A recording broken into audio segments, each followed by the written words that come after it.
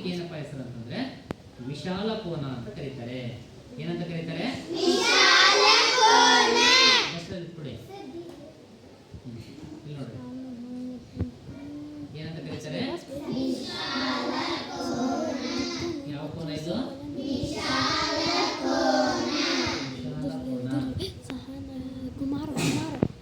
ವಿಶಾಲ ಕೋನ 90 ಡಿಗ್ರಿಗಿಂತ ಜಾಸ್ತಿ ಇರುತ್ತೆ, ಸರಳ ಕೋನಕ್ಕಿಂತ ಕಡಿಮೆ ಇರುತ್ತೆ. ಹೌದಾ ಇಲ್ಲ? ಸರಿ, 90 ಡಿಗ್ರಿಗಿಂತ ಹೆಚ್ಚು, 180 ಡಿಗ್ರಿಗಿಂತ ಕಡಿಮೆ. ಅದನ್ನು ನಾವು ಎಂತ ಕೋನ ಅಂತ ಕರಿತೀವಿ? ಸರಿ, ಓಕೆ. ಇನ್ನೊಂದ್ಸರಿ ನೋಡಿ. ಈಗ ಇದು ಯಾವ ಕೋನ? ಇಲ್ಲೊಂದು ಯಾವ ಕೋನ ಇದು? ಈಗ ಯಾವ ಕೋನ ಆಯ್ತು? ಈಗ ಯಾವ ಕೋನ ಆಯ್ತು? ಲಘು ಕೋನ ಆಯ್ತು. ಈಗ ಯಾವ ಕೋನ ಆಯ್ತು? ಈಗ ನೋಡ್ರಿ, ಲಘು ಕೋನ ಆಯ್ತು. ಈಗ ಯಾವ ಕೋನ ಆಯ್ತು? ಯಾವ ಕೋನ ಆಯ್ತು?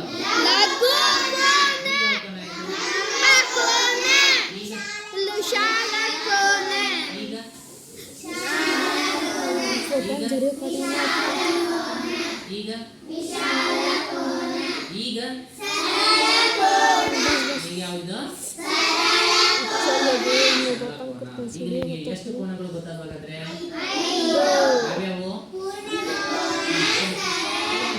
ಪೂರ್ಣ ಕೋನ ಯಾವ ಆಕಾರದಲ್ಲಿರುತ್ತೆ? ತೋರಿಸಿವಾಗ ನೋಡೋಣ. ವೃತ್ತಾಕಾರ ಹೇಗೆ? ವೃತ್ತಾಕಾರದಲ್ಲಿ. ನೆಕ್ಸ್ಟ್ ಯಾವ ಕೋನ? ಅದರಲ್ಲಿ ಎಷ್ಟು ಡಿಗ್ರಿ ಇರುತ್ತೆ? ನಿಮ್ಮ ಜಾಮಿಟ್ರಿಯಲ್ಲಿ ಇರ್ತಕ್ಕಂಥ ಕೋನ ಪೂರ್ಣ ಕೋನದಲ್ಲಿ ಒಟ್ಟು ಎಷ್ಟು ಡಿಗ್ರಿ ಇರುತ್ತೆ? 360. ಚಿಕ್ಕ ಚಿಕ್ಕ ಚಿಕ್ಕ ಚಿಕ್ಕ ಗೆರೆಗಳಿರ್ತಾವಲ್ವಾ, ಅದು 360 ಡಿಗ್ರಿ ಇರ್ತಕ್ಕಂಥದ್ದು ಪೂರ್ಣ ಕೋನ ಆಯ್ತು. ಇನ್ನು 180 ಡಿಗ್ರಿ ಇರ್ತಕ್ಕಂಥದ್ದು ಸರಳ ಕೋನ ಆಯ್ತು. ನೇರವಾಗಿ 90 ಡಿಗ್ರಿ ಇರ್ತಕ್ಕಂಥ ಕೋನವನ್ನು ನಾವೇನಂತ ಕರಿತೀವಿ? ನಮ್ಮ ಕ್ಲಾಸ್ ರೂಮ್ ಅಲ್ಲಿ ಗೋಡೆಗಳಿದ್ದಾವೆ, ಡೆಸ್ಕ್ ಇದೆ, ಬೀರು ಇದೆ, ಮತ್ತೆ ಅಲ್ಮಾರು ಇದೆ. ಅವೆಲ್ಲವೂ ಕೂಡ ಯಾವ ಕೋನದಲ್ಲಿ ರಚನೆ ಮಾಡಿದ್ದಾರೆ? ಹಾಗಾದ್ರೆ ಡೆಸ್ಕಿನ ಒಂದು ಕಾಲು ಲಂಬ ಕೋನ.